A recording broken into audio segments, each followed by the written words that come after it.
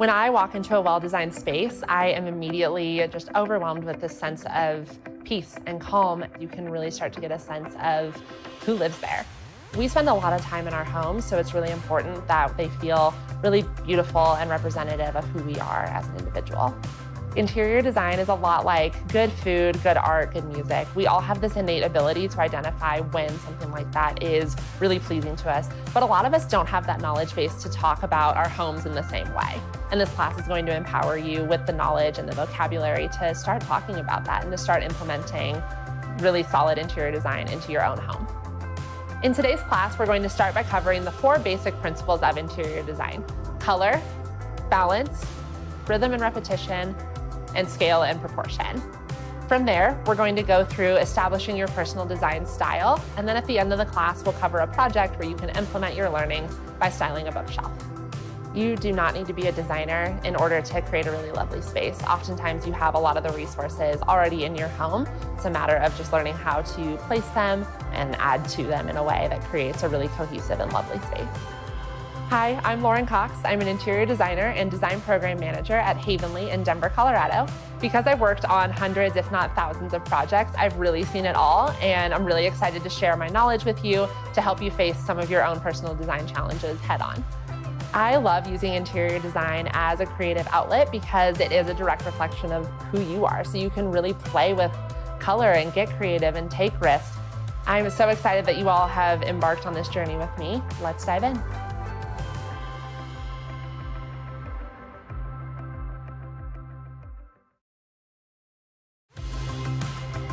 As people, whether we know it or not, we walk into a space and we kind of feed off of the energy of a room. So if it's well designed, we almost don't notice. But if you walk into a space that feels really chaotic or imbalanced, it can actually transcend and affect your mood and affects the way that you interact with the space and interact with the people around you. Interior design is this idea of creating a really lovely home and creating a space that feels really aesthetically pleasing to you and anyone who enters your space. On top of that, interior design is also this idea of creating a really unified, harmonious, and cohesive space that feels really balanced and very peaceful because of the elements that are brought into it.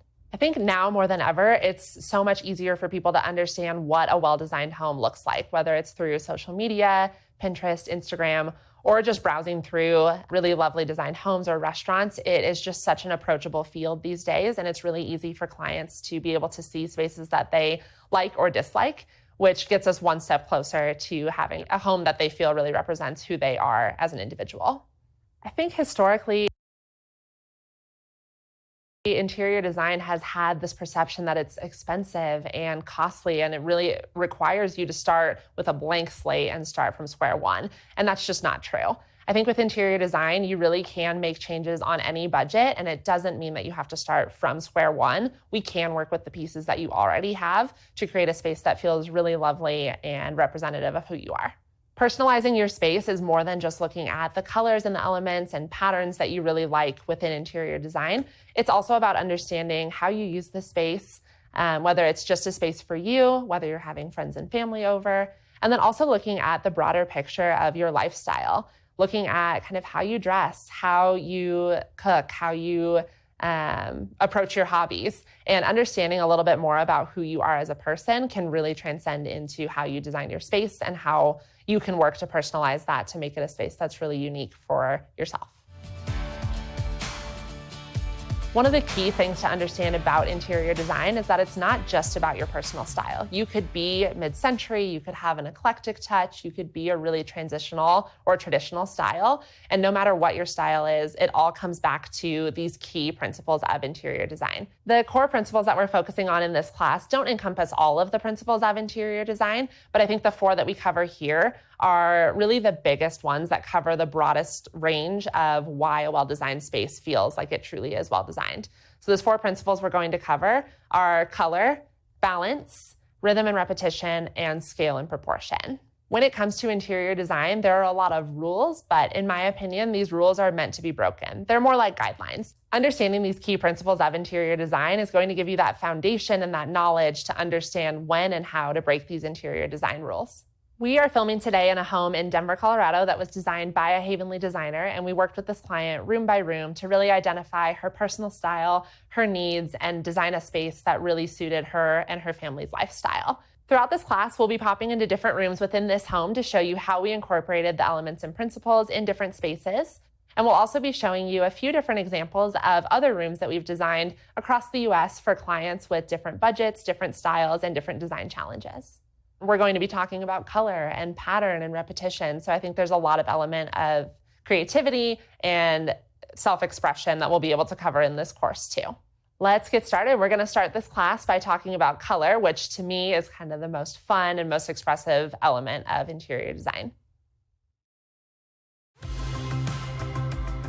We are starting this class with color because it's something that, whether we know it or not, we all have personal color biases. We all have a favorite color. We all have colors that we don't like. Whether or not we understand why we like or dislike them is another story, but it's something that we all have personal opinions on, and it's a really great place to start this class. Color is an interesting thing because it can mean a lot of like rainbow, all of the different colors. You can have lots of blues and pops of really saturated color, or this principle of color can also be monochromatic or a black and white color scheme, which we may not immediately think of when we're talking about color, but this whole principle can encompass a really neutral palette and the absence of color. Color theory is this idea that each color or color combination evokes a certain emotion. If we look big picture at warm colors, these can feel really energizing. So these are like yellows, reds, oranges, colors that feel really stimulating and exciting. So if you see a space with those colors, you're immediately going to feel really excited and upbeat and perked up. On the other end of that spectrum, we look at the cool colors, your blues, greens, purples. Those can feel a lot more serene and like a spa. So you walk into a space that has those colors incorporated throughout it, you're going to feel very restful, and it's going to feel a little more like a sanctuary. So now I'm going to show you guys a few examples of how we incorporate color and what emotions and feelings these color palettes really create, and kind of how we got there for each of these clients.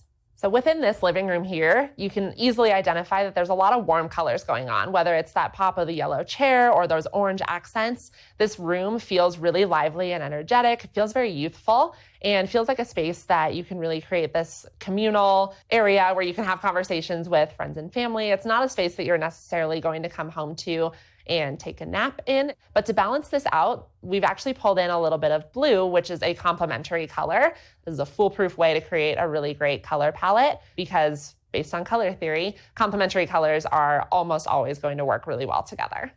With this color palette, we approached it a little bit differently. Rather than doing really saturated warm tones, we did a more muted color palette of those cooler tones, incorporating more of the grays rather than those really bright pops of color. We did this intentionally to create just a more calming, serene effect. So to talk a little more about complementary color palettes, we're going to look at this example here where the base color palette is a pretty cool palette. There's lots of blues, lots of really crisp whites that create this really calming effect. But to complement that and to give this room a little bit more interest, we actually pulled in some oranges and reds for this client to help balance the blue.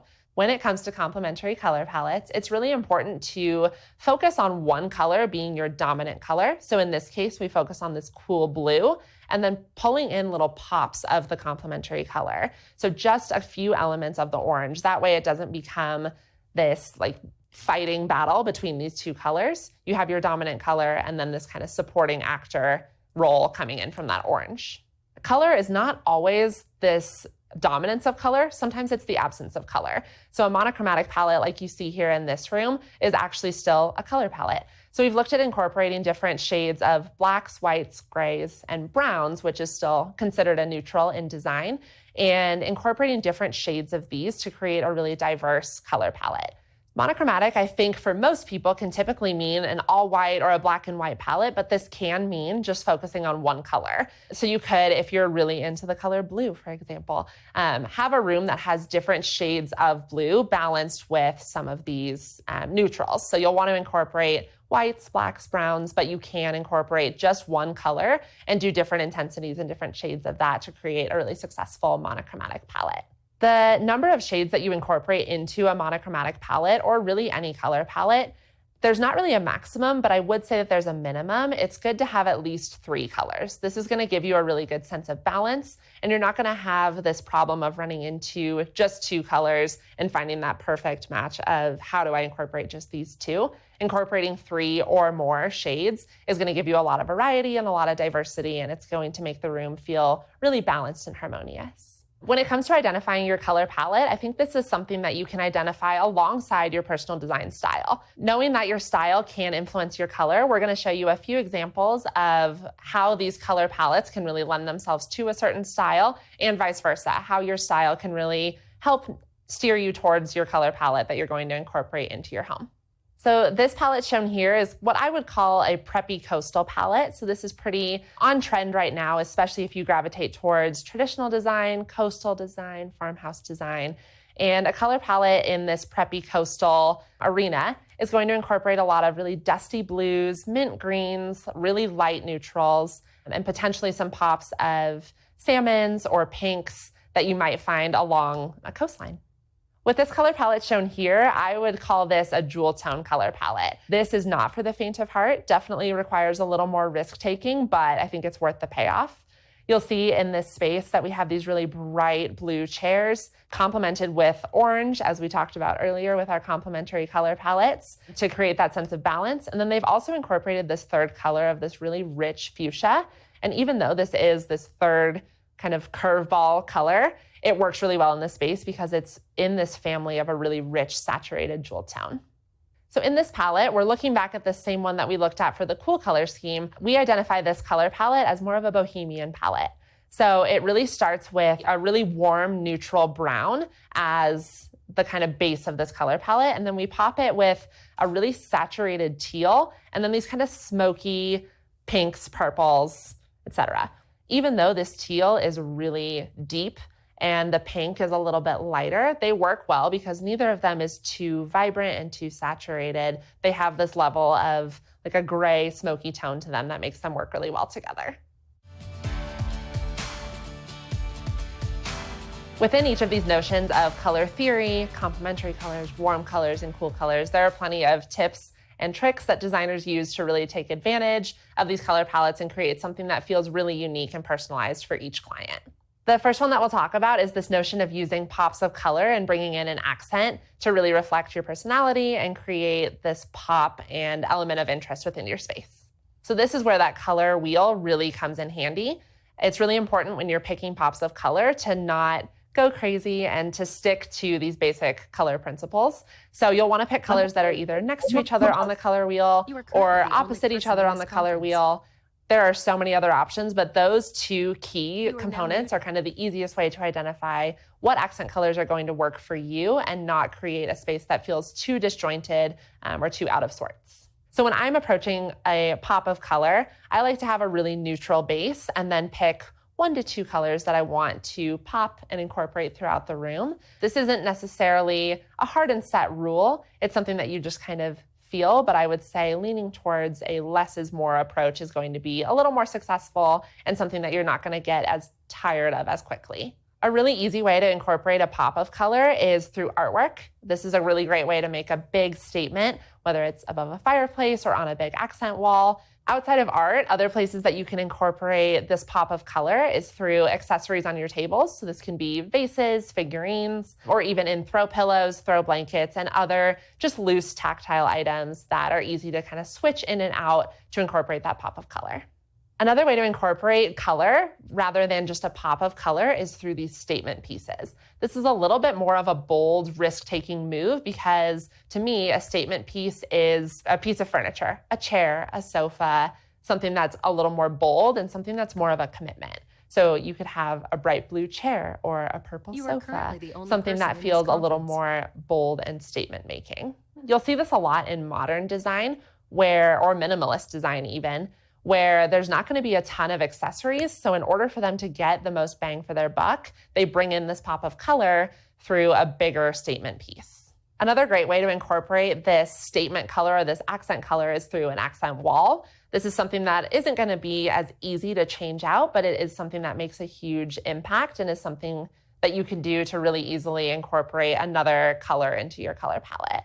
Color trends are a really great tool for designers because it's something that allows us to get a really great pulse point on what's happening now and what's going to be trendy when it comes to these pieces like artwork, statement furniture, and gives us a really great base to see what's really working right now.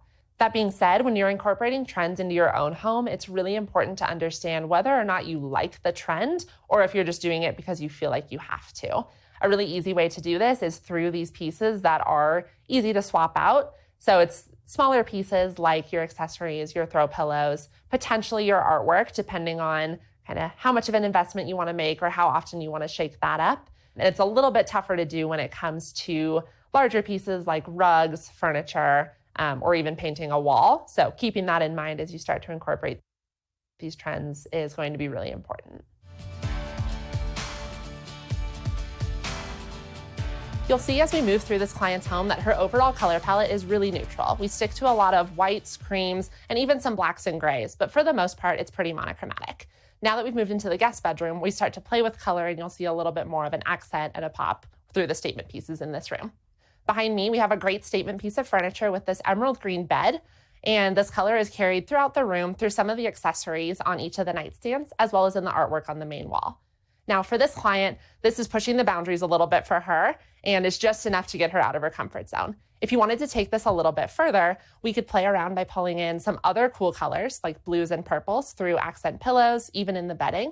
Or if you really want to make a bold statement, pull in a complementary color like some reds and oranges to really make this green pop. So now that you know a little bit about these different color palettes and some really basic elements of color theory, it's time for you to put this to work. So one way that you can really easily identify this is starting by looking at your wardrobe. Typically the colors that you wear are the colors that you are drawn to and colors that you are going to feel comfortable having in your own home. So start to look at your core pieces. Do you wear a lot of denim? Do you wear a lot of black jeans?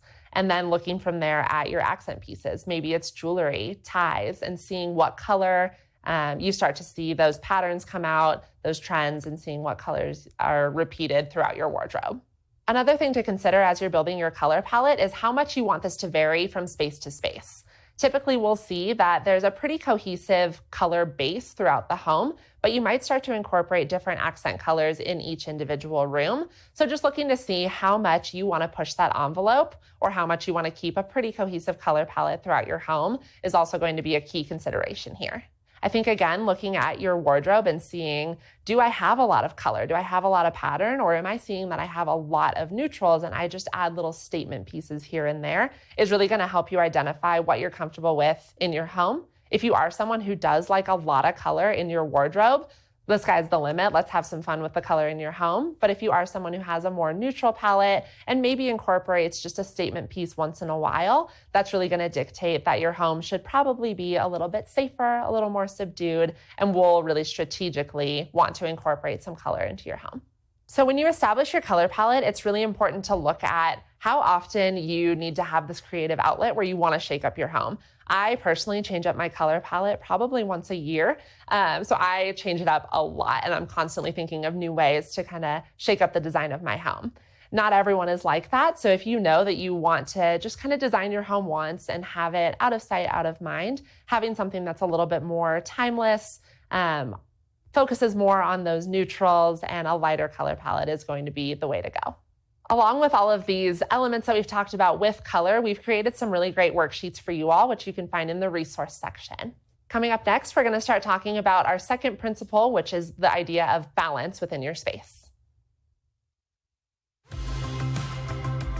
Balance is this idea that when you walk into a room, everything feels like it has a place. It's almost like a scale where nothing feels like it's too off balance. And we achieve this by looking mainly at symmetry and asymmetry. Symmetry is the idea of having a mirror image. So this won't necessarily be seen in a whole room, but you can see it in certain elements where you're able to quickly and easily identify pairs of things. Oftentimes, we'll be able to really easily identify symmetry within a room through the architectural elements.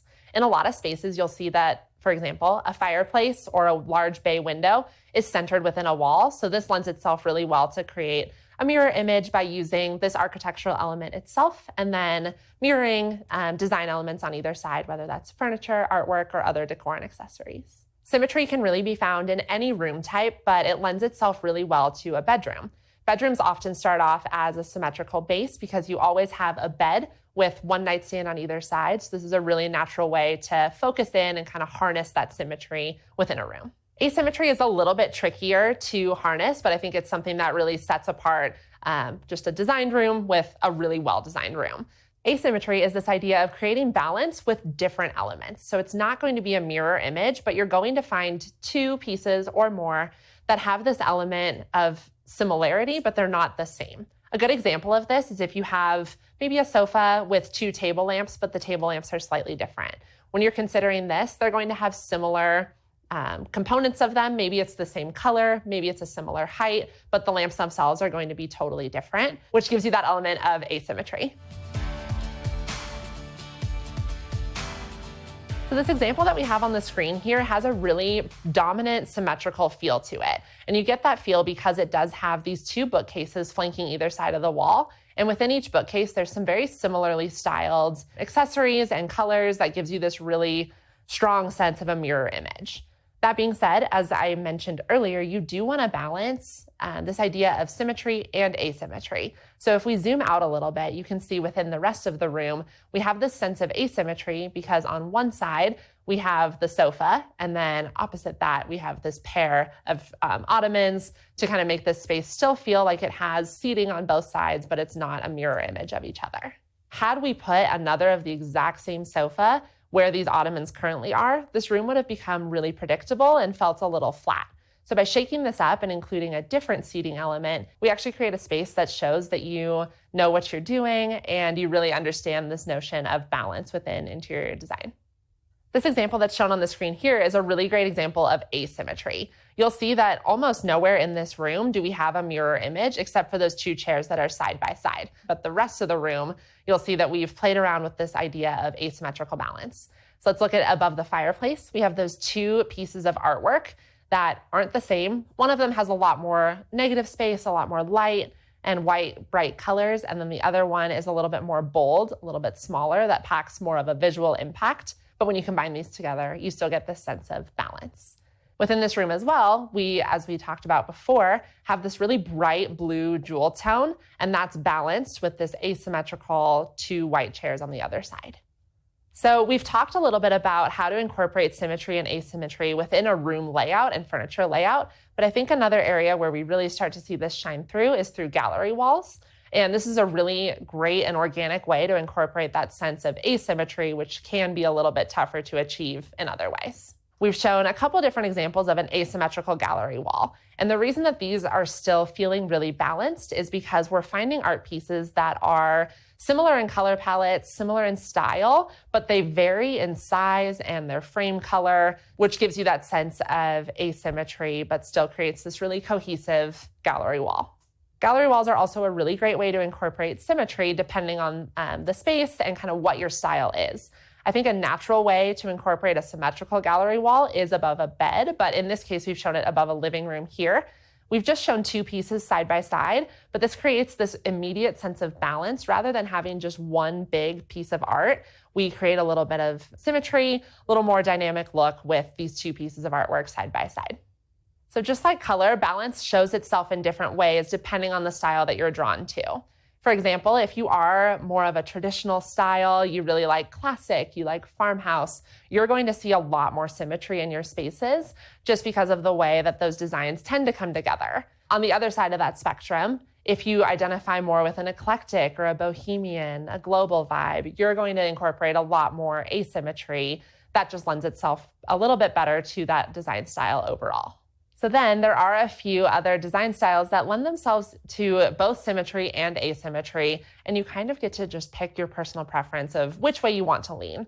One example of that is mid-century modern. And in this example here, you'll see that it's a pretty stripped down minimal design, but we've balanced the sofa and the coffee table with this element of asymmetry, by putting a floor lamp on one side and balancing that with the kitchen and those bar stools on the other side. We didn't want to make this too much of a mirror, and because it opens itself into another space, we wanted to balance it with the other side by adding a little more bulky furniture with that floor lamp and the artwork kind of leaning towards that side.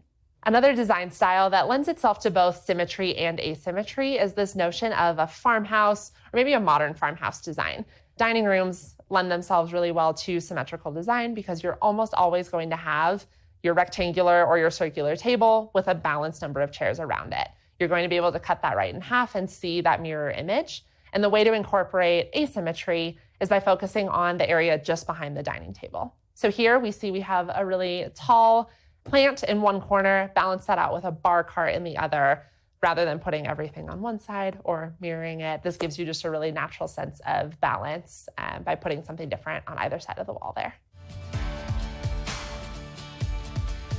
One of the big things that we look for when we're achieving balance within a space is making sure that we don't go too far on either end of this symmetrical or asymmetrical spectrum. So as a designer, we really start by looking at the floor plan and what elements in this room we cannot change. So we're going to look at those structural elements. If there's a really symmetrical fireplace, a symmetrical bay window, that's going to be our grounding principle. From there, we're going to incorporate elements of asymmetry to kind of counteract the symmetry. And ultimately, we're always looking for this way to balance this idea of balance by creating an even amount of symmetry and an even amount of asymmetry. Within a space, if it feels like it's imbalanced, take a step back and start to identify wherever you're starting to see symmetry. Look for those moments where you do see a lot of mirror images within a space. And if it's starting to feel like you have too many, remove something. That's a really easy way to create this feeling of asymmetry and to give you that balance right back without making it feel like it's too predictable and too much of a mirror image.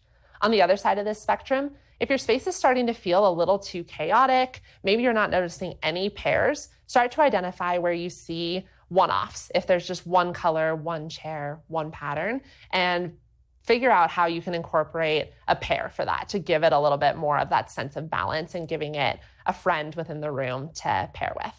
Often when it comes to balance, we're not trying to make a really strong statement either way. We're not trying to have this really strong symmetry moment or this really strong asymmetrical design. We want it to feel really harmonious. This is a little different from color because with color, we do oftentimes want to make a really strong statement or have a bold accent or pop of color. Balance is kind of the opposite of that. You almost don't want to notice when balance is happening. It should feel very natural and you should be able to just feel very at peace and like nothing is out of sorts within a space. Now that we've covered balance, we've moved into the client's formal living room to show you how to apply this in real life. Within this room, you can see that we have a great foundation for symmetry with this centered fireplace on the wall. To balance this, we've pulled in a little bit of an asymmetrical look with a formal sofa on one side and two patterned chairs to counteract and create this really nice sense of balance. Also on either side of the fireplace, you can see we have this really great fiddle leaf fig tree on one side, and into the other, we actually lead into another much more dark room. And even though that's not part of the space, it is something we want to consider. It has a lot of visual weight because it is so dark, so we need to make sure that we balance that on the other side of the fireplace with something that is a little more grand in stature, which is why pulling in this fiddle leaf fig tree works out so well in this space.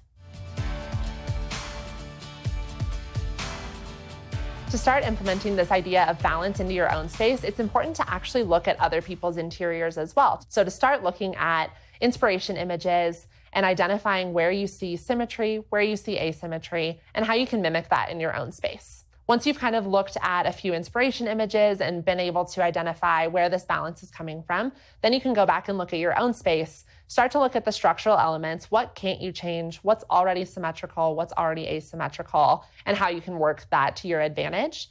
Then taking stock of the pieces that you already own and starting to identify patterns and areas where you have duplicates, or maybe areas where you just have these really unique one-off pieces, how you can use those to create this sense of balance and really harness symmetry and asymmetry with the pieces that you already have. We've created a really great worksheet for you all to capture the key elements of symmetry and asymmetry, which you can find in the resource section of this class. Next up, we are going to dive into scale and proportion. Now we're going to cover scale and proportion, which is the idea of how pieces fit together within your space, as well as how they fit into the space as a whole. This is often a really overlooked area of design and something that can be a little difficult to grasp, but we're going to set you up with some tools and tricks to help you understand scale and proportion as it fits into your space. So how I like to look at scale and proportion is the idea of how pieces fit together with each other. So not necessarily as a standalone piece, but when you look at the big picture, how does this sofa relate to this chair, to this table lamp, to this side table, and just how these pieces tie together and how the sizing relates to each other. The idea of scale is how this furniture fits into the overall size of the room.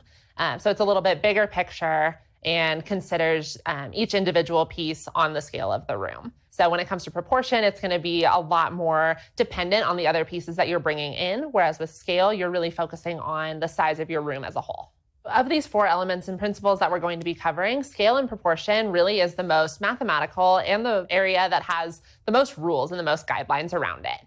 Really what you want to do is consider the size of your space and then how these pieces of furniture, your decor and accessories are all going to fit within the space as well as how they're going to fit together. So there are a few more set in stone rules or guidelines that you'll want to stick to make sure that your space feels really cohesive and like nothing is too big or too small for your space. Since there are so many rules and considerations to look at when you're designing a space, whether it's from something like a rug that really grounds the space or smaller pieces like lighting and artwork, there are so many rules and guidelines that we put together a really comprehensive guide for you to print out and download and that you can find in our resource center. When it comes to scale, a great place to start with this is determining the size of your rug. It's really easy for you or even myself to buy a rug that's too big or too small for the space. So understanding the size of your room, the overall floor plan and the footprint of your space, and then finding a rug that's going to be the right size for your space. Within this room, this is a great example of showing 2 different sized rugs within the space, but how they really anchor the space and work really well scale-wise within the room. So in the living room, we have a slightly larger rug, and the reason that this rug is larger is because it's a bigger space and we're trying to ground more furniture. So a good rule of thumb when you're looking at rugs is that you want at least the front 2 legs of all of your key pieces of furniture to be able to sit on the rug. So if you have a really big space and you're including, like in this example, a sofa, a couple side chairs, you're going to want to go pretty big on your rug in order to really fill that space. Conversely, in the dining room, this area is a little bit smaller, and you can see they just have a 4-top table, so they're going to need a slightly smaller rug that still encompasses all of the furniture and allows all of the chairs to still be within the rug without overwhelming the space. In this example here, you can see that this room is much larger. It's a lot more open and airy. And to kind of balance that, we wanted a little bit darker and more dramatic, larger rug. In my opinion, this rug is definitely on the larger side for what could be used in this space, but it really fills the space. You can see that all the furniture fits really comfortably on it, and it helps to really define this space as it transitions into the other adjoining rooms. Another thing to consider as you're pulling a room together is looking at the proportion of your accessories. You don't want anything that's going to be too large for your shelves, too small for your coffee table, and kind of considering what that's going to look like. A general rule of thumb here is to keep things no larger or no wider than 1/3 of the length or the height of the piece that you're putting something on. So for example, if you're looking at a console table and going to put a vase on top of it, you want that to be about 1/3 of the height of the console table at max. So on a smaller scale, if we're looking at, let's say, a bookshelf, for example, you can't just fill it with a ton of large pieces or pieces that do follow this 1/3 rule. That's just kind of your maximum. You want to vary the height, the size, the width of these other pieces and make sure that they all work well together. With design, the natural grouping of things is to group things in odd numbers, typically in groups of 3 or in 5. And with those, it's really important to vary the height and the size in kind of a tiered pattern to create a really nice sense of balance and rhythm within your bookcase. Artwork is another area where this idea of scale and proportion really comes into play. And there are some guidelines, but as you can see in these next 2 examples, it can vary from space to space. So in this first example here, you'll see that we have a slightly smaller set of artwork above the bed. And the reason we've gone with a slightly smaller pairing is because of the wall space that we have. There's not a ton of space above the bed, but we still wanted to include something in between those 2 windows. So we opted for a pair of smaller artwork pieces that really suit the size of this room and the overall style of the bed and everything else that's going on within the space. In this other example, you'll see that there's a much larger bedroom wall area and the ceilings are a little bit taller. We have a bigger space to fill. So it's okay for us here to go slightly larger in the artwork and do something a little more dramatic. When it comes to artwork over a piece of furniture, whether it's a bed or a sofa, the general rule of thumb here is to keep your artwork about 1/2 to 2/3 the width of the piece that it's going above. In this other artwork example here, you can see that we've done something a little bit different. It's not just 2 pieces. We've gone back to this idea of an asymmetrical gallery wall. The reason that this still works in terms of scale and proportion is that it's still within that rule of having it no more than 2/3 the width of the dresser and really fills the space and gives a really good sense of balance with the varied sizes of the artwork. Nothing's too big, nothing's too small. They all kind of relate to each other and have this really nice tiered effect. With a gallery wall, what's really important to consider is not necessarily each individual piece, but how it's going to come together as a whole. Once you build and compile your entire gallery wall, it's really easy for that to get out of hand and get really big really quickly. So making sure that you're still keeping it manageable and scalable within the size of your space is really important to consider. I think one of the biggest issues or one of the biggest challenges that I see when it comes to scale in a space is picking furniture that's too big or too small. I see this most often with big pieces of furniture like a sofa or a sectional. We often see clients who come in and they want to maximize their seating. They want this sectional that's going to seat their entire family for Thanksgiving as if Thanksgiving was happening every single day. And that's just not logical. It doesn't always work. So you really want to keep in mind the size of your space and consider what sofa or what sectional is really going to make the most sense for you within that space. And that'll actually end up, in turn, maximizing your seating, even if it's not actually maximizing the number of people who can be there. But it's really going to just make the space feel really open and cohesive and feel like it's really intentional.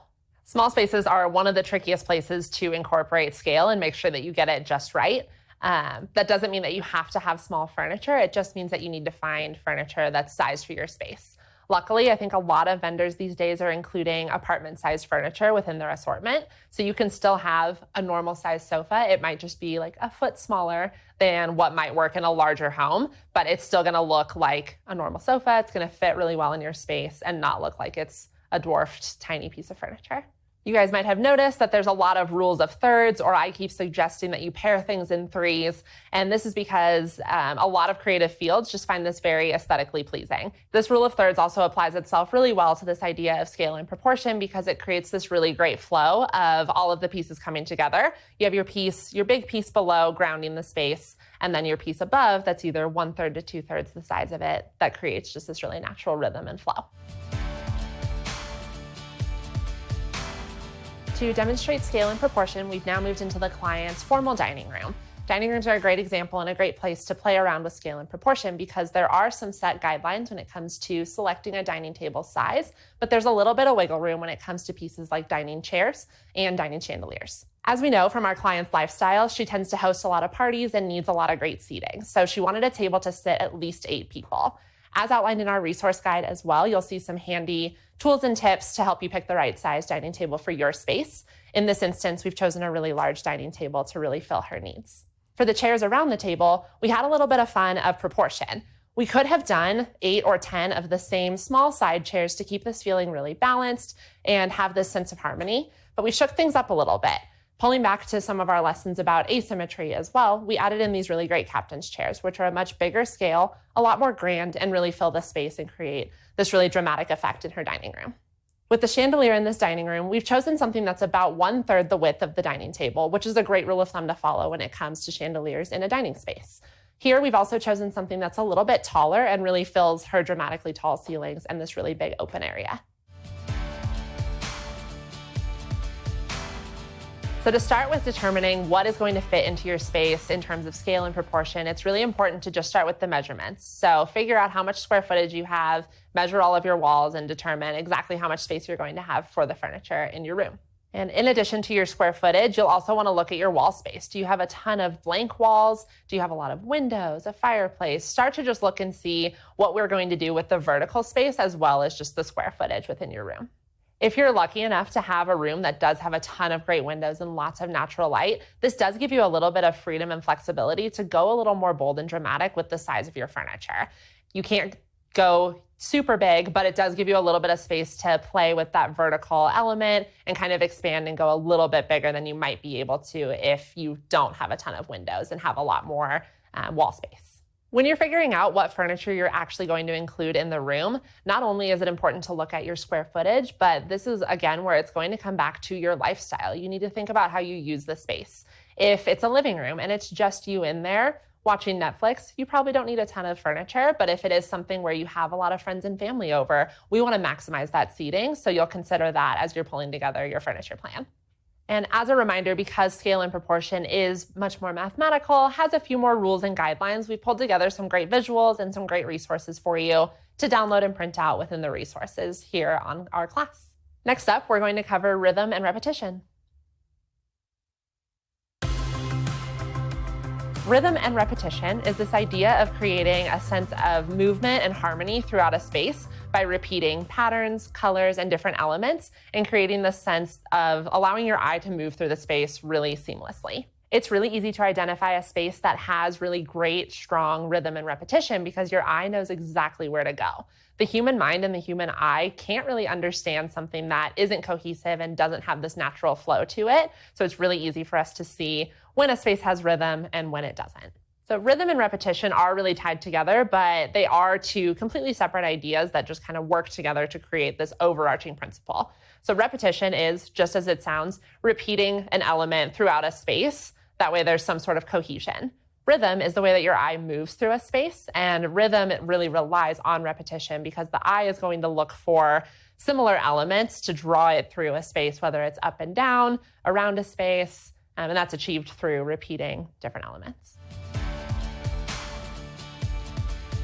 So repetition is a really easy concept to grasp because it is just that repeating of an element.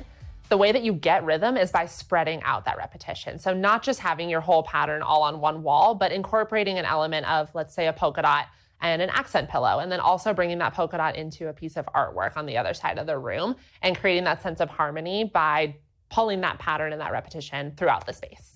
So we've talked about this example in the past when it comes to color and having a really cohesive color palette. That actually lends itself really well to the repetition in this space too.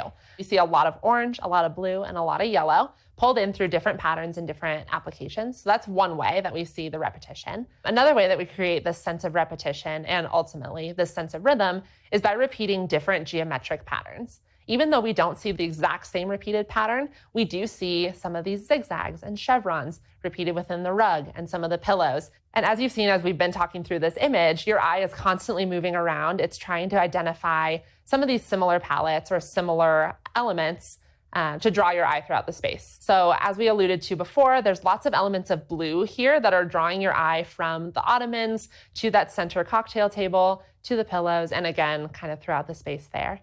Another element that is repeating itself and creating this great sense of rhythm is this warm, natural element from the wood beams on the ceiling and the natural leather on the chairs.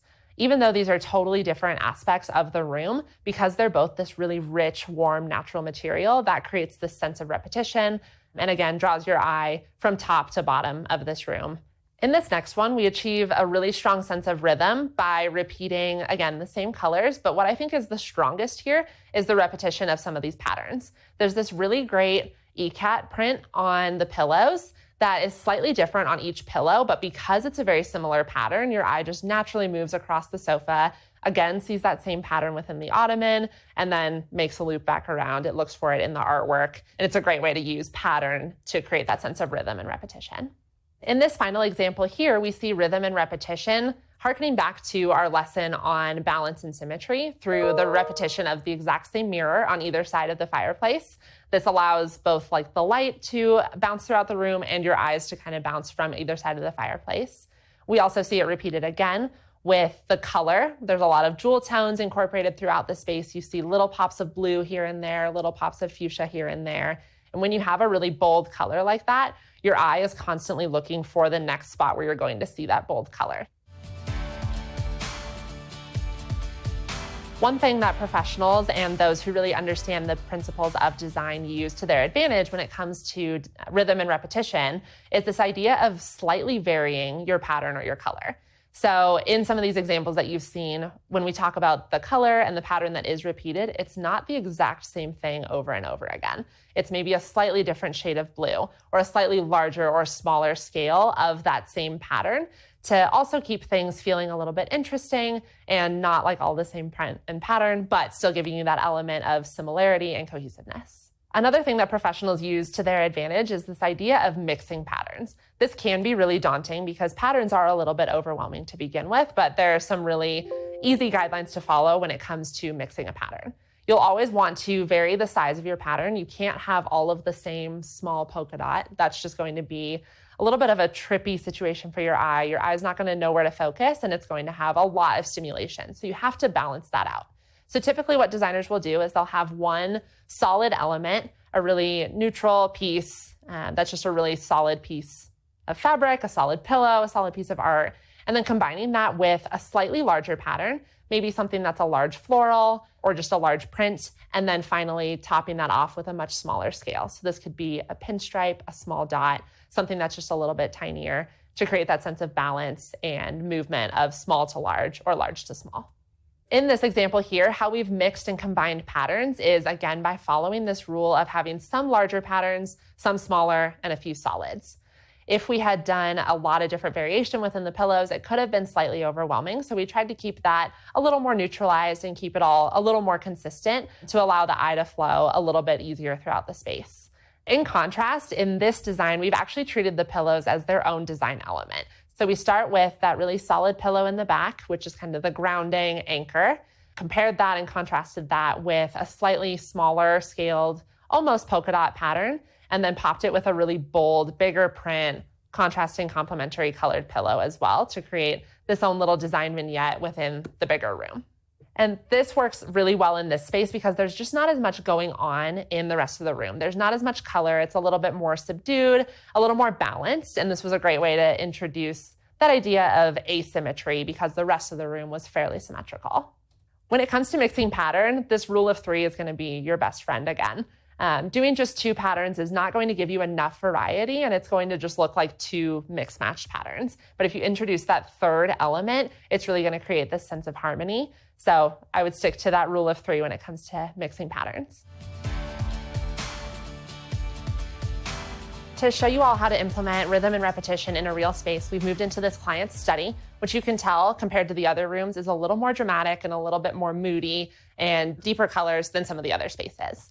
The reason that rhythm and repetition works so well in here is because there is a lot of color, a lot of pops of pattern, and a lot of elements of gold metallics that really draw your eye throughout the space. You'll see throughout the room that there are a couple key pieces of artwork, and within each of these pieces of art, there's a really strong dominant blue color. This allows your eye to move across all 4 walls and really navigate throughout the space. You'll also notice that there are some really key gold elements that also allow your eye to move really smoothly throughout this whole study. There's gold within the lamps, within the accessories. You'll even notice gold on the desk and on the chair.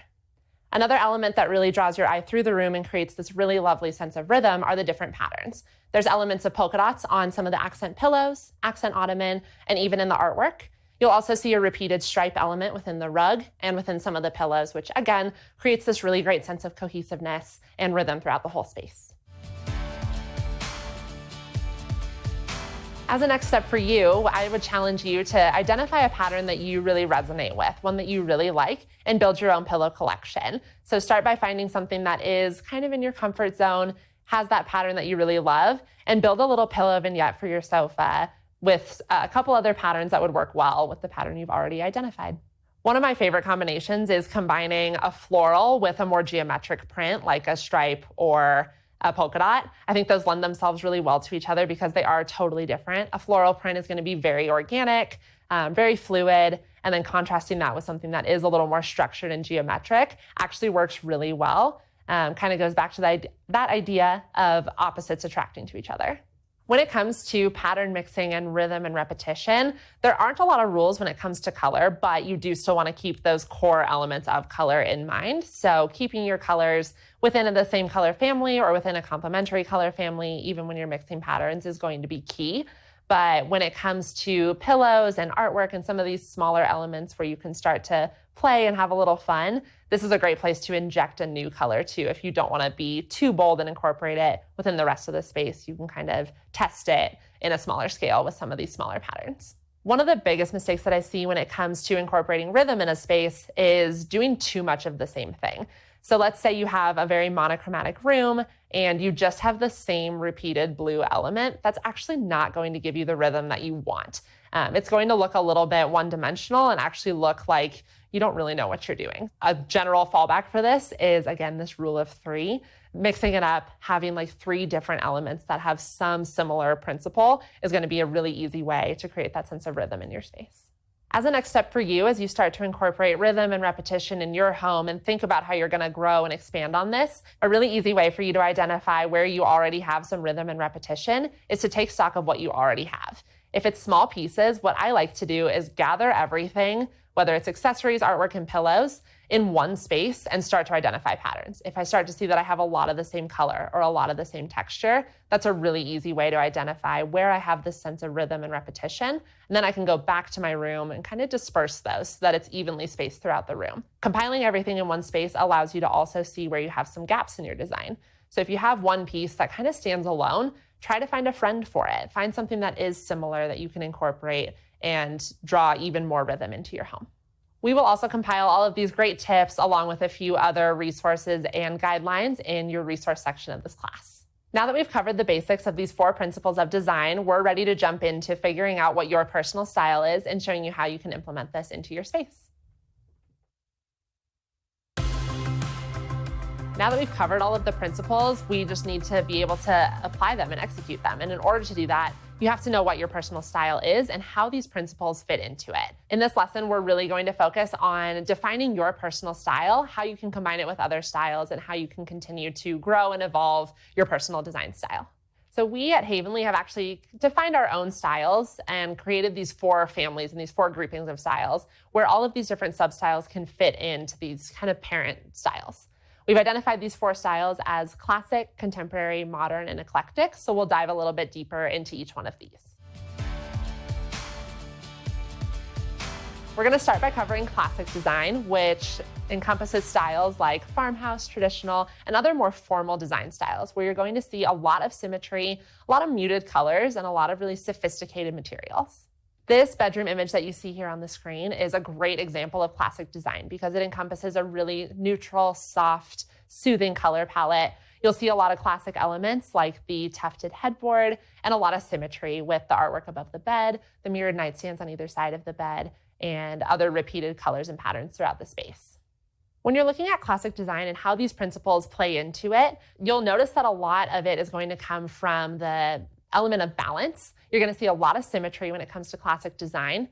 The colors are actually going to be a little bit all over the map. You can see some color palettes that are going to be really neutral and subdued like we see here, but you can also see a little more over the top, ornate color palettes that have a lot of gold, a lot of bold, rich colors that really harken back to a truly classic design period. When it comes to rhythm and repetition, this is going to be shown through a lot of materials that are repeated throughout. So you might see a lot of natural woven materials. You might see a lot of more ornate linens and silks. You'll also see some really intricate patterns that are repeated throughout the spaces, since that's a key identifier when it comes to classic design styles.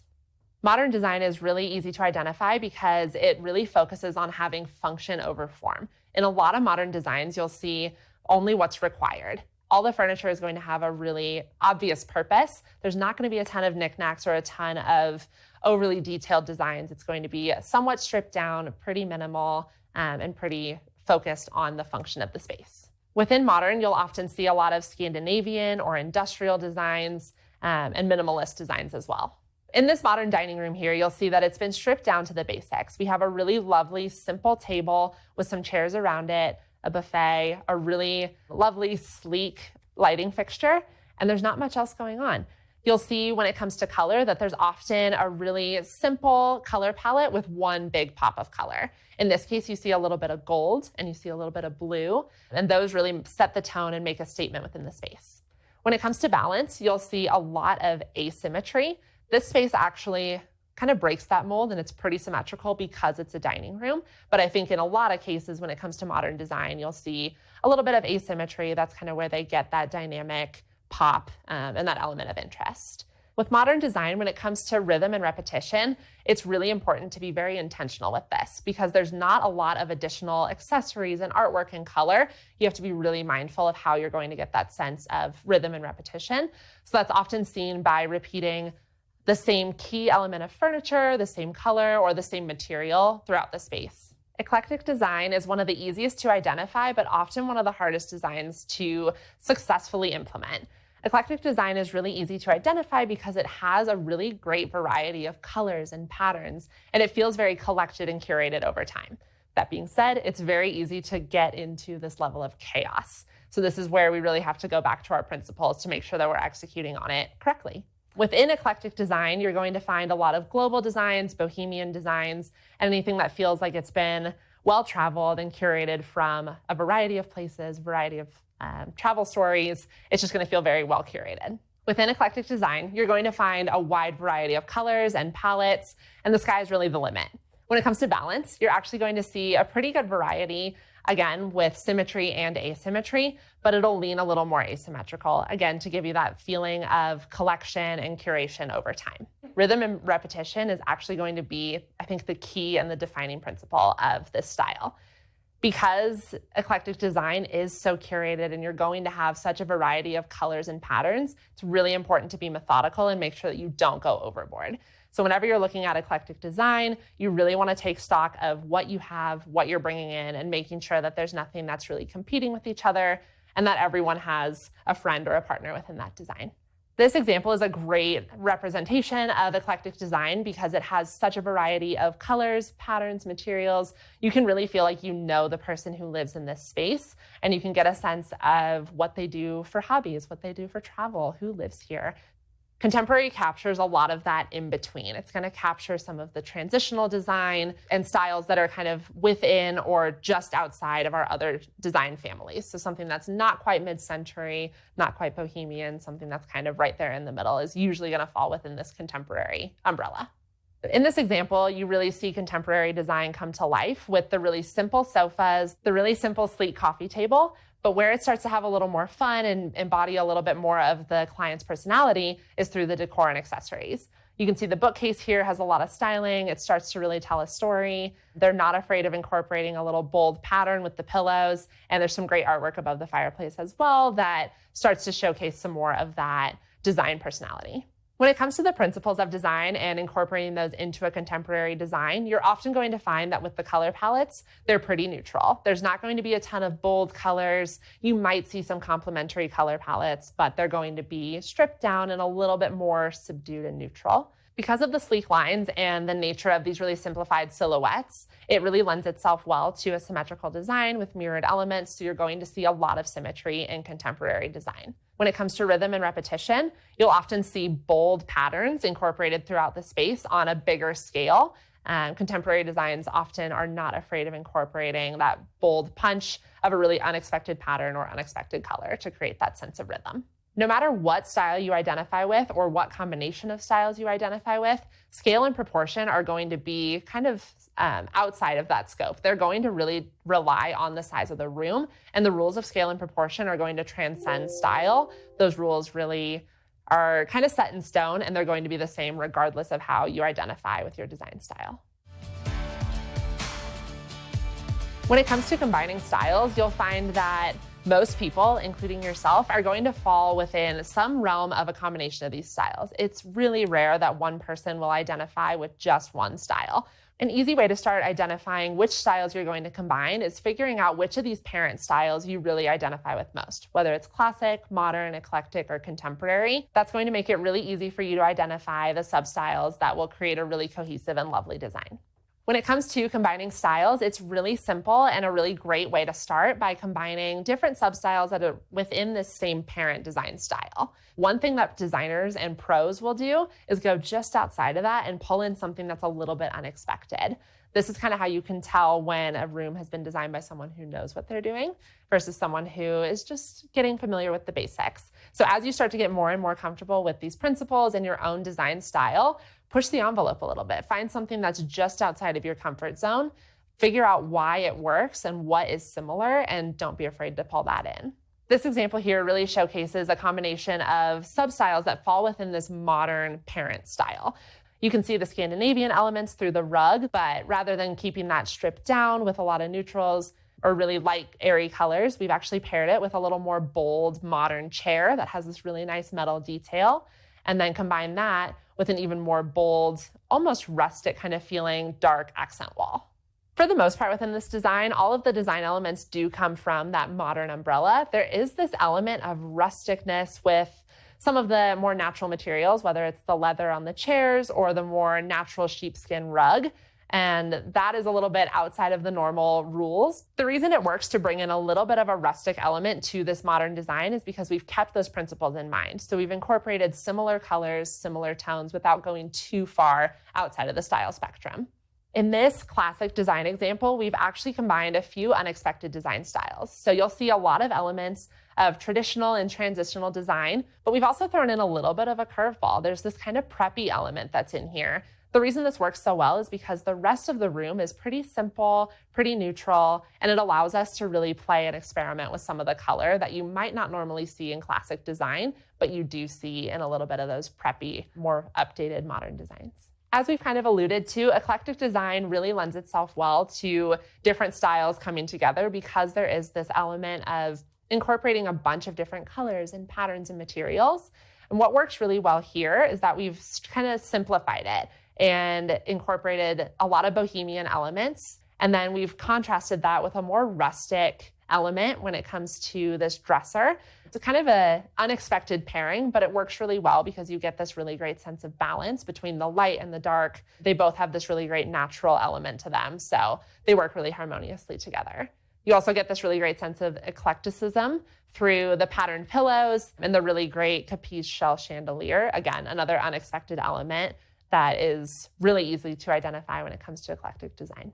So as we talked about before, contemporary design has a lot of similarities with modern design, but contemporary allows for a little bit more freedom and fun when it comes to color and pattern. This room is no stranger to color and pattern. You'll also see a lot of really great glam and preppy elements with a lot of gold tones, a lot of really rich colors and patterns, which for anyone who loves glam design, you're always going to see a ton of gold and bold colors, really great patterns within any glam space. The easiest way to start identifying your style is just to go out there and start identifying your style. So what you should do as a first step is start figuring out what inspires you. You can do this by looking at Pinterest, Instagram, even while you're out at restaurants, just figuring out what pieces make you feel at home and make you feel really peaceful. And then start jotting those down. Figure out what you like, what you dislike. As a next step, once you've honed in and kind of gathered a group of inspiration images, take a really hard look at each of those individual pictures to figure out what it is about each space that you really love. Is it the architecture? Is it a color? Is it a pattern? Is it a specific piece of furniture? Just figuring out exactly what it is that resonates with you. Start making a list of that and figuring out what's attainable, what we might need to fake a little bit. I know for me personally, when I'm browsing through Instagram or Pinterest, I'm really inspired by spaces that have these grand, lofty windows. I don't have that in my own space. So I have to figure out how I can embody that and what other elements of those inspiration images I really resonate with. As you're starting to search and build up your inspiration image library, it's really important to not be too focused when you start your search. So even if you think that you identify as bohemian or mid-century, don't just look at bohemian or mid-century rooms. Just look at living rooms as a whole. You might surprise yourself and you might find some new style facets that you're really drawn to, and this could really open your eyes to embracing a new design style. I've noticed personally when I'm working with clients that a lot of them either think they know their style and then they surprise themselves they're not the style they thought they were, or they come to me and they just don't know what their style is. So it's a really fun journey to help them figure out what their style is, give them these keywords to empower themselves as they're searching on their own or as we're working on their room together to really establish their own unique style. I think another challenge when it comes to identifying your style is not just embracing a trend because it's trendy. Embracing a trend because you love it, or being okay with stepping away from a trend and finding a style that really resonates with you. Trends come and go, and they always circle back around. So if it's something that you love, own it. If it's something that you don't love, it's going to go away and we'll find a style and a trend that works best for you. Now that we've covered the basic principles of design and we've started to give you the tools to identify your own personal design style, we're going to jump into our next project, which is focusing on styling a bookcase. For this next activity, we are going to use all of the principles we've already covered, and it's important for you to identify at least one key style that you really resonate with. When it comes to styling a bookcase, this is going to be very fluid, very easily changeable, so don't feel like you're stuck with this style that you've identified right now. It can always be changed, we can always adapt it later on, but this is going to be a great foundation. So pick the 1 to 2 styles that you really resonate with most, and we'll get ready for our next project. Now that we've wrapped up our lessons on the 4 key principles of interior design, color, balance, scale and proportion, and rhythm and repetition, we're ready to put this to work in a project. We're going to start by styling a bookcase, and I'll show you a few different ways that we can implement these principles into this project. We're going to use styling a bookcase as a great kicking off project to implement these principles because it's something that almost everyone has. Even if you don't have a bookshelf, you have some sort of flat surface that we can apply these same principles to. Other surfaces include other shelving units, whether that's a fireplace mantle or other standalone shelves, a coffee table, and even a nightstand. Bookcases are a great way to take these risks and implement new patterns and new colors that you might not want to incorporate in the whole room because it's a small way to implement a big change without making a big commitment. The great thing about styling a bookcase as well is that it's not committed to any one style. You can really combine a multitude of styles and it'll work with any design style regardless of where you're starting from or where you want to end up. With this bookcase behind me, we're going to talk through the 4 key principles and how they are represented here and how they encompass the homeowner's style. From there, we're going to change it up a little bit. I'll show you how to keep this same style, but we'll play with different principles to create an entirely new look with this bookcase, still within the same style. After that, we'll pick a completely different style while still keeping some of the same elements from this bookcase to show you how you can change up your own style without totally starting from scratch and using some of the pieces that you already own. With this bookcase, we're going to start by talking about color. This was the first principle that we covered, and it's a really great way to start the foundation for your bookcase. Like the rest of this client's home, the bookcase behind me is pretty monochromatic. You're going to see a lot of whites, grays, creams with little pops of green. And this really carries out throughout the rest of the home, makes it feel very harmonious, and also creates a really great moment with this bookcase. Everything feels very in sync. You'll see that really the only color we have behind us here is the greenery through the plants. There's little pops of blue in some of the books, but for the most part, everything is fairly neutral. If we move into it and look at rhythm and repetition, you're going to see a lot of the same repeated materials in addition to the repeated color. One thing to call out is that there's a lot of ceramic. Some of these vases are even the same collection, some of the same colors, materials, but they're not placed right next to each other. When it comes to balance, looking at symmetry and asymmetry within a bookcase, in most cases, you're going to lean a little bit asymmetrical. You don't want everything to feel like a mirror image within a bookcase. Even if you have a lot of books, it's something that you want to play around with, really vary the sizes and shapes of the pieces that you're putting in the bookcase, and also give yourself a lot of breathing room. As you can see behind me on this bookcase, we have a lot of areas where there's actually some negative space. The whole bookcase isn't filled with books or accessories. We allow these little vignettes to be able to breathe. Another thing that these empty spaces do is that it embodies this minimal style that the homeowner has throughout her home. You can see as we've walked through the other spaces, there aren't a lot of accessories. She does have some artwork and some knickknacks, but it's not overdone. And we wanted to embody that in her bookcase as well. So incorporating these empty areas is a really great way to mimic that minimal style throughout the rest of the home too.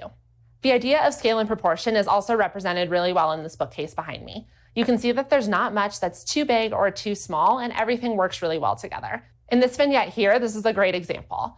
Your eye starts by looking at the largest piece in the back, then moves to something slightly smaller, but still has a great pattern that really catches your eye. Then we move to this smaller piece and back up again. So it creates this really great sense of rhythm while also keeping in mind the idea of proportion of these items in relation to each other. When it comes to filling a bookshelf, you'll actually want to leave about 1 inch to maybe 2 inches from the bottom of the shelf to the tallest item on your shelf. That way it doesn't feel like it's too crowded or like you have anything that's too big for the space or too big for the shelf.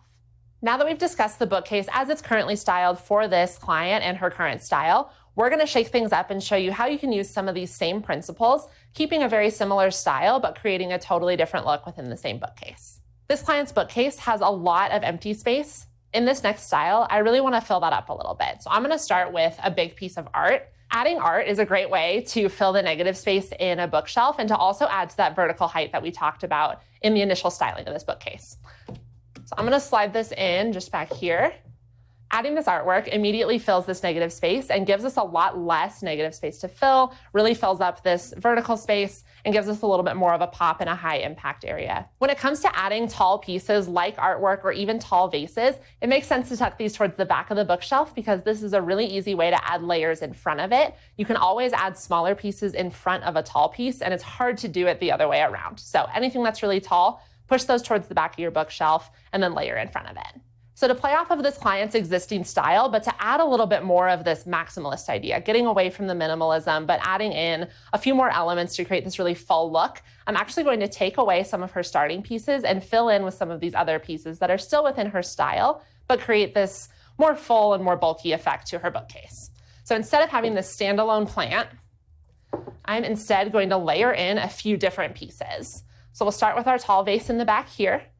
I've pulled in this really nice dried floral arrangement, which is in the same color palette, but slightly different height, slightly different textures, and they still work really well together. I'm gonna keep this little vignette here. I love having a personalized family photo. That's a great way to add your own personality into your bookshelf. One other thing that I want to do now that we've removed the greenery from here is I wanna add it back in kind of in this area. That way we still have this sense of harmony by having plants and live greenery throughout the bookshelf.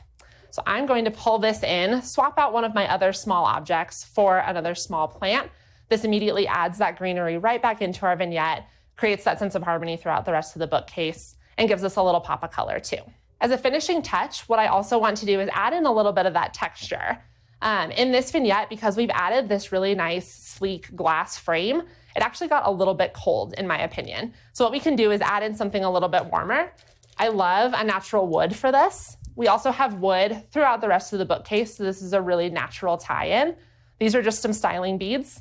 What I love about styling beads is that there's no right or wrong way to do them. You can literally just plop them on your bookcase.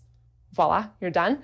You can also put them on top of a stack of books. You can drape them over artwork, ton of options, and it's just a really versatile object to use if you're new to design or new to styling and want something to kind of fill this empty space on your bookshelf. So to finish out the styling for this shelf with this more full, kind of complete look, I'm gonna finish this vignette over here. We have a lot of greenery again on this shelf, so I'm actually gonna remove one more plant and fill it in with something a little bit taller. To balance the height over here, I want something that's not quite as tall, but something that still brings a little bit of height. So I'm picking this tall glass candelabra, and then I wanna do one more smaller piece layered in front of it to create this nice effect of this kind of waterfall ripple effect to allow your eye to flow through this vignette. So something that has this great wood element, something that's a little bit smaller, and something that's a slightly different texture just completes that vignette here. So this vignette is actually a little close. It's feeling a little crowded, so you can easily start to shift things over until you get it just right. To get ready for this new style and this new transition that we're going to take this bookcase in, I'm actually going to start removing this, creating a completely blank slate for myself, and starting from scratch with a new style. Now that we have a totally blank slate behind us, this allows us to really explore a completely different style than the current homeowner's style. As we talked about, her style was a little more minimalist, had this farmhouse transitional vibe. That's not personally my style, so I'm excited to show you how I would interpret this bookcase in my own style. We're gonna look at a more preppy, coastal with a touch of bohemian styled bookcase in this case, and I'm excited to show you how I would style this. To start, as we would with the other space, we're gonna start with our large items first. So I'm gonna start with a really great piece of artwork. This is gonna give us some really great height, and as you can see, it really embodies this coastal vibe. So I'm gonna start just by placing some of my larger items, artwork first, a few larger vases, and as we go through the bookcase styling, you're gonna find that I will nudge things around, I'll start moving things. This is exactly what you should do too. Wherever you set something initially doesn't have to be its final resting place. You can start moving things around as the bookcase starts to come together. But I'm gonna start layering in some of my taller pieces, keeping in mind that I don't want all of my tall pieces to be on the same shelf or within the same grouping. We're next going to start layering in some books and some smaller accessories, so you wanna give yourself a little bit of wiggle room and not group all of your big pieces together.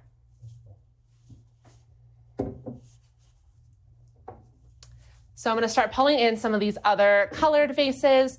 I'm mixing in some good glass pieces, some ceramic. I'll pull in some wood elements as well. You guys might recognize some of these pieces from our last bookcase. I'm actually going to pull in these exact same cutting boards from the farmhouse style. I like that these still work with the preppy coastal because they give it this vibe of driftwood, a little bit of that natural element that you would find in a coastal vibe or a coastal environment. We're gonna pull those in here as well. And this is the last of my tall pieces here. Next, I'm gonna start gathering some of my books and I'll show you how to style those as well. What I really like about books is that no matter what the title is, the color is, they're pretty style agnostic. A lot of us have books, whether it's just a few or hundreds. We need a place to put them and they're gonna work with any style, no matter what you're trying to do with your bookcase or what direction you're trying to go in. Because we're looking at a preppy coastal bookcase, I've actually pulled in a lot of books that mimic those same colors. So we can start layering these in. You'll wanna do a good mix of horizontal books as well as some books stacked vertically. We'll just start filling in some of these empty spaces.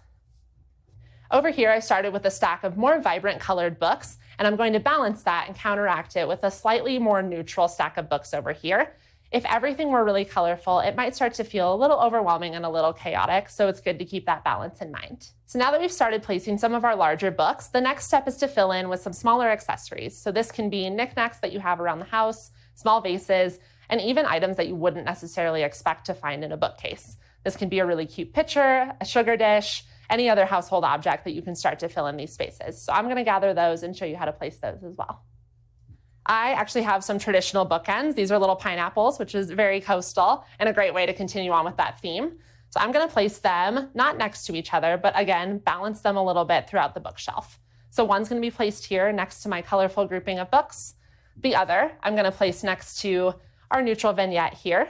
So now we can start layering in some of these other pieces that we have here to fill out the rest of our vignettes. I'm gonna focus on this one here because it's still feeling a little bit empty. We have one tall vase and our little stack of books. I wanna round this out. In keeping in line with our grouping of 3, this is a really great spot to include one more small vase to create this little element here that has this really nice grounding effect, allows our eye again to go from high to low and back again. This does still feel a little bit empty and we have some room to fill in to get that vertical height that we've been looking for. I am gonna pull in some greenery as a great little finishing touch for this little vignette here. That to me is looking pretty good, so we can move on, come back to this vignette here to really round this out. We don't have a ton of depth, so what I wanna do is add something in front here that's really going to make this feel a little more complete, fill in some of that negative space. Something like, let's use this little bird. This is actually from that modern farmhouse vignette that we looked at earlier. What I like about including this piece in the old style and this new style bookcase is that it has a really neutral base. It's playful, it's fun, and it's something that'll work with a lot of different styles. So this is starting to feel a little more complete to me. We gotta focus on some of these vignettes behind me. In this vignette here, we have a lot of height, whether it's from the glass vase or these tall cutting boards, and we need something to draw our eye back down and bring us back full circle. So I'm gonna add something a little bit lower right here. Something like this little bowl is a great playful way to pull in the glass color, this really great sea green, and then tie it into this vignette to create this really nice rounded out effect. What I'm really not lacking so far is tying in this plant. He needs a friend. We need a little bit more greenery to, again, balance out the space and give us something to land on over here that's a little bit similar to what we already have on the opposite side of the bookcase. I'm gonna use this great aloe plant. This is feeling a little empty with books, so if you're someone who does have a lot of books, use your bookcase to your advantage. You can start pulling in as many or as few books as you'd like. What I like to do when I'm styling my own bookcases is group my books by color. Grouping your books by color might seem pretty basic, but it's a really great way to create a sense of harmony, and it really allows the eye to flow without jumping from color to color. You can have this really nice element of cohesiveness. When you're styling your own bookcases, you don't always have to do these small groups of books. You can actually do something a little bit more dramatic and put a large grouping of books all together in one place. It's looking better, but not quite what I want. So I'm gonna move some things around again. Let's do a good mix of some books that are vertical, some books that are horizontal. This gives us a nice natural spot for us to put our plant. Gives us some vertical height, really balances it out, ties into the other plant that we have over here, and gives us a more complete vignette. So I know I had this vase in here originally. I'm not loving where it's placed, so I'm actually gonna remove it. We'll play around and add something else in to really fill out this space. One of the reasons that I'm pulling this out is that it's just too similar in height to this one. It feels like we don't have enough of a difference. I'm going to gather a few other things and we'll pull those into our vignette. You'll start to notice as you're filling in your bookcase that as you get towards the end, this is where you're going to start to rearrange things. They're not going to be exactly where you want them to, and that's perfectly okay. This is where you can start to apply your knowledge that you have about color and all the other principles that we've covered to really create a cohesive look. So right now I'm struggling because I have this empty space and I need to fill it with something that's not too colorful because we have a lot of color going on here, and also something that's not too tall and fits really well proportion-wise with the other pieces around it. So I'm going to pull in this really sculptural white piece here. Obviously it's not very colorful, but adds a really great element of interest. So I'm going to start with that and layer in a couple other smaller pieces. Another thing that this vignette to me is kind of lacking is this element of gold. We don't have a ton of that seen throughout the bookcase, so this is something that we can easily pull in to create a more cohesive look. So I'm going to pull in this little mister. Then we can take a step back, look at your bookcase, and again, start to identify where those gaps are.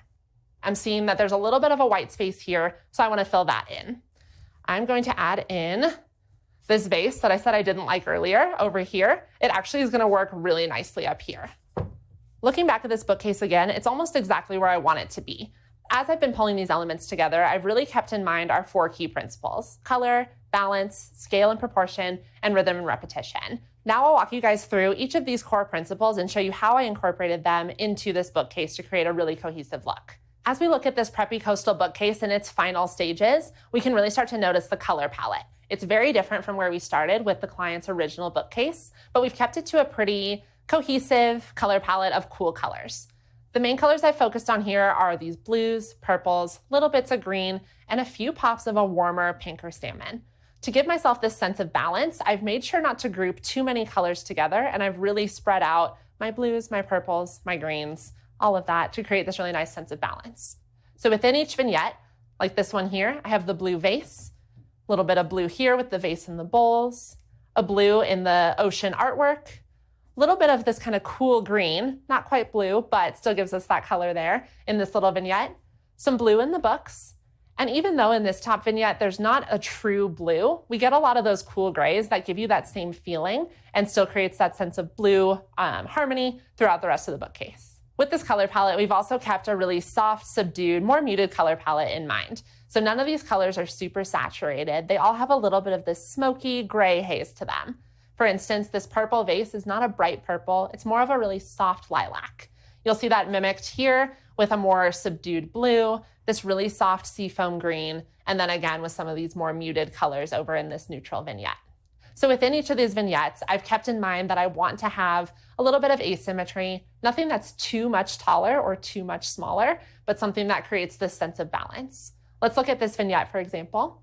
We have this taller, more ceramic vase that kind of has this light ethereal presence. To balance that, we added in a taller stack of books and a more heavy, substantial plant. Even though these aren't the same object, it gives us this really great sense of balance through asymmetry. As we highlighted in the other 2 styled bookcases, scale and proportion really start to shine through in each of the individual vignettes where you can start to see a really clear hierarchy from high to low. An example of this is in this vignette here. We have a couple pieces that are a little bit taller that draw your eye down naturally. As opposed to some of the other vignettes in this bookcase, our tallest piece is actually our group of books. So that's where your eye naturally starts, and we layer it in with a couple smaller pieces. So your eye naturally draws to this medium height vase, back down to this small little bud vase, down to the pineapple, and then back up again, which creates this really nice sense of proportion and scale within that vignette. To round out this preppy coastal bookcase, we're going to focus on rhythm and repetition and the idea of having these repeated elements throughout our styled look. As we've talked about, color is a really great way to pull this in. We've already highlighted the blue, but one other thing to look at is that I've also pulled in this kind of curveball color of this pink salmon color. I'm not going to pull that in everywhere because it's not a huge part of this preppy coastal look, but because I have it in one place, I need to repeat it somewhere else. So I have it up here in this top shelf, and then I've also pulled a little bit of it in on the opposite side. This immediately is going to give you this sense of repetition because it's in the opposite sides of the bookcase, allows your eye to go from side to side and back. So creates this really nice sense of drawing the eye throughout the bookcase. Now that you've seen me style this bookshelf in a couple different ways, it's time for you to take the principles that you know, along with your design style that you've identified, and apply this into a bookshelf or other surface within your home. As a first step, after you've identified your personal design style, you're going to start gathering objects throughout your home. Obviously, this will include books since we're going to start with a bookshelf, but it can include so much more than that. Start to gather picture frames, vases, other accessories that maybe don't have a home or that you think might fit into your bookcase. Pull these all into one spot, whether it's on a kitchen table, on your floor, and just start to gather them together. This is going to give you a really clear indication of the pieces that already work well together. It'll also help you identify where you might have gaps. This will also allow you to see if the pieces that you already own align with your current design style or if they're a little bit different. If they're really different, let's figure out together if it's something that you can combine, or if maybe your identified style is not quite the same as what you already have in your home, and start to lean into one direction or the other to really create a clear and distinct style for yourself. Once you've gathered everything together and you have a clear vision of where your style is going to go, we're going to go back to our step-by-step process of pulling your bookcase together. As you might remember, we're going to start with our big pieces first. This could be big pieces of artwork, large vases, even large books. Those are going to be your anchors and your foundation for your bookcase styling. So it's really important to start with those, place them in the back, and start to layer in front of them. As a second step, this is where you're going to start filling in your books. Whether you have a lot or a little, this is still going to be a key component of the bookcase. So it's important to start placing them early on. That way you're not trying to find home for them at the end. After that, you're going to start filling in with some of your smaller accessories. This can be the personal photographs, accessories, frames, little trinkets, anything that's a little bit smaller and not quite as large as your foundational items, to start layering those in and fill in the gaps within your design. As a finishing touch, I always like to pull in some live plants or other little knickknacks that are about the size of a fist as finishing touches. These pieces often will fit in almost anywhere within a bookcase, and it's a great place to start to fill in as you step back and see the gaps in your design. Once you've gone through and placed your final elements in your bookcase, remember that it's not necessarily done. You can always go back and change things up if you're looking for a creative outlet. Maybe you find a new book, or you want to shake up and add a new piece of artwork or a new picture frame. Your bookcase is never done. The elements that we're applying into the bookcase here can also transcend into other parts of your home. So once you've really nailed your bookcase and you feel like you're in a really good spot, you understand these principles and you understand your design style, this is where you can start to pull your knowledge into the rest of your room.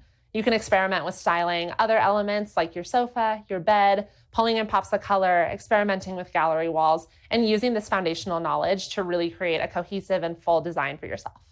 Just like you've seen me walk through a couple of my own styled bookcases, now it's your turn and I want to see images of the bookcases that you've pulled together. So share pictures of your bookcases, tell me about the design challenges you faced, and tell me how you incorporated the principles and your own personal style into your newly styled bookcase. I can't wait to see your pictures. Thanks for joining me in this class to cover the principles of design and discovering your own personal design style. Now that you have gone through this course, I hope that you feel empowered and knowledgeable about the basics of interior design. You feel like you can really identify a lovely space and that you have the tools that you need to turn your house into a home. So now that we've completed our projects and you guys have styled your bookcases, I would love to see your pictures in our project gallery. I'd love to hear a little bit about the challenges you faced, what principles you really focused on, and how you challenged yourself to incorporate different design styles and push yourself out of your normal comfort zone. I can't wait to see your shelfies. Thanks again for joining me. I hope you really enjoyed learning about the principles of interior design and that you feel empowered to create a really lovely space for yourself to come home to at the end of every day.